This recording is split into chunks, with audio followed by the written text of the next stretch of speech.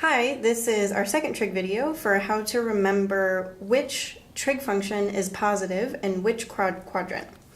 So a phrase that you can remember is all students taste cake. And I made this lovely cake for you to hopefully be able to remember that. And the first letter of each of those words helps you remember which trig function is positive and which quadrant. So in our first quadrant, we have an A, which is all. And all of the trig functions are positive in the first quadrant. In our second quadrant, we have S for students. And S is for sign. So sign is positive in the second quadrant. In our third quadrant, we have T, and that's taste in our phrase. But that corresponds to tangent. And that means that tangent is positive in the third quadrant. And finally, in our fourth quadrant, we have C for cake.